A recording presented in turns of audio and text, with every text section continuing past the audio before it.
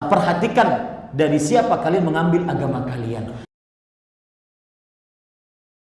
Ustaz-ustaz kita tuh Masya Allah, dari ormas manapun, dari manapun semacam menekatkan kita dengan Allah, ambil ilmunya, ambil.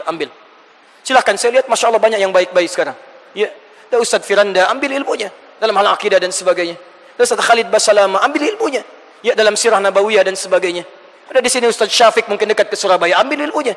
Ya, ada Ustaz Abdul Somad yang di Riau, ambil ilmunya. Anda tidak sepakat, tinggalkan yang tidak sepakatnya. Kebaikannya ambil untuk Anda. Ada kebaikan di situ. Ada Ustaz Salim Fillah yang dari Jogja, ada yang muda-muda sekarang, ada ulama-ulama kita, ada habaib, ada masyayikh.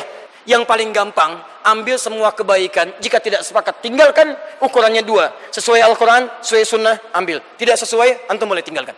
Ada sampahnya, ada racunnya, ada yang baiknya. Khusma sofa da'ma kadar. Ambil yang jernih, buang yang keruh. Yang baik-baik ambil, yang buruk-buruk buang.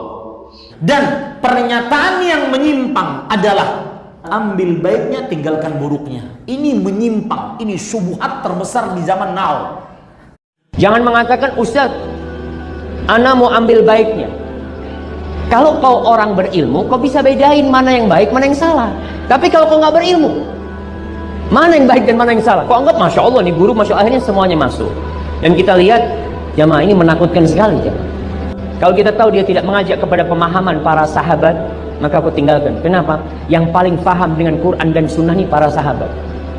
Orang-orang sekarang ini seharusnya yang mencontoh mereka. Barakallahu fikum. Kita ambil aja semua yang baiknya, yang jelek ditinggal. Astagfirullah. Dia pikir makanan buka puasa kali ya. Agama ya harus bener. Bukan ambil benernya, tinggal buruknya. Ya bukan agama itu namanya. Agama nggak ada yang buruk, semuanya bener. Imam Az-Zahabi mengatakan, innal quluba dha'ifah wa syubha khattafah. Ya, hati itu lemah sementara syubhat itu menyambar. Kemudian Imam Ahmad mendatangi majelisnya dengan bersembunyi di balik tirai, didengarkan. Imam Ahmad bisa sampai menangis karena memukaunya, tapi penuh dengan syubhat. Sehingga disampaikan Imam Ahmad, jangan. Lawang hukum telah jelas, halal jelas, haram jelas, halal haram ini syubhat tengah-tengahnya sudah jelas. Malah cari yang nggak jelas, yang remeng. Ya nasib dah. Udah dibilang kuciptakan manusia min dzakarin wa unsa, laki dan perempuan, dia pilih yang tengah-tengah. Ambil baik, buang buruknya. Dari mana kita tahu yang baik mana yang buruk? Lebih baik kita tinggalkan sehingga tidak masuk yang ya, kita belum punya filter. Ya, kita tidak punya filter. Bagaimana kita akan bisa tahu mana yang baik mana yang buruk? Ya. Oleh karena itu lebih baik kita. Imam Muhammad bin Sirin dia mengatakan, inna hadzal ilma dinun fanzuru amman ta'khudhu dinakum. Sesungguhnya ilmu itu adalah agama, maka oleh karena itu lihatlah dari mana kalian mengambil agama kalian.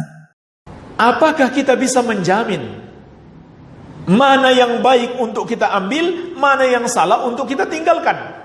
Kan di sini ambil yang baik, buang yang buruk. Berani nggak? Bisa nggak kita memastikan ini yang baik saya ambil, itu yang buruk saya tinggalkan?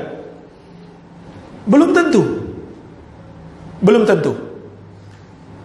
Jangan-jangan yang kita kira baik padahal buruk, yang kita buruk padahal baik.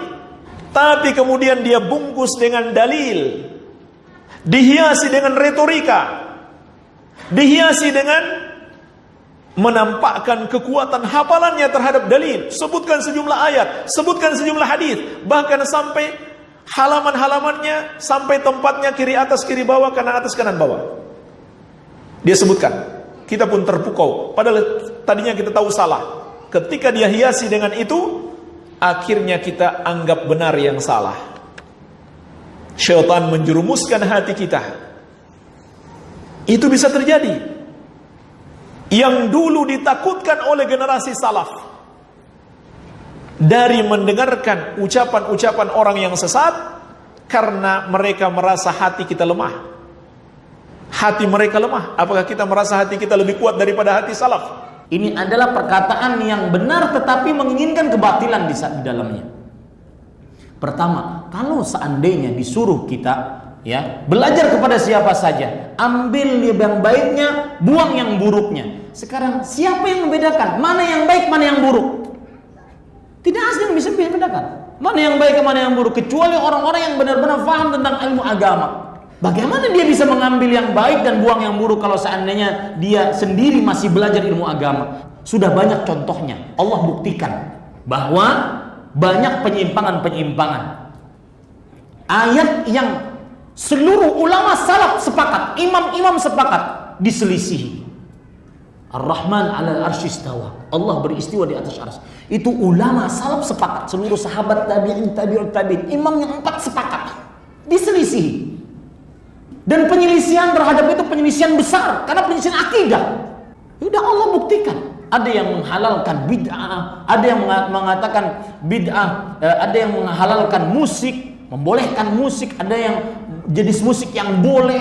Kaidah, mengambil yang baik, tinggalkan yang buruk. Mengambil yang baik, tinggalkan yang buruk. Ini kaidah talbisul haq bil batil. Karena ini pencampur adukan yang hak dengan yang batil. Ini yang Allah larang terhadap kepada Yahudi. Wala talbisul haqqa bil batil. Jangan kamu mencampur adukan yang hak dengan yang batil. Berarti tidak boleh kita duduk di majelis yang mencampur adukan yang hak dengan yang batil. Ada batilnya, ada haknya, nggak bisa kita pilih. Bagaimana cara kita memilihnya? Walhal kita tidak tahu. Karena Yahudi mencampurkan antara yang hak dengan yang batil. Agar apa? Tersamar yang hak itu dan selalu yang batil ada di atas. Itu berbahayanya mencampurkan yang hak dengan yang batil.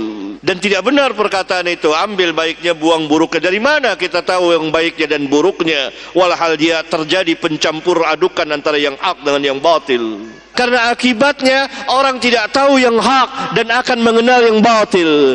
Kenapa? Karena yang batil itu akan terkenal, masyhur, naik, dan yang hak akan hilang. Kenapa? Karena tujuan mereka adalah menghancurkan, menyembunyikan yang hak dan menaikkan yang batil. Jangan kamu mencampur adukan yang hak dengan yang batil, dan jangan kamu sembunyikan yang hak padahal kamu tahu.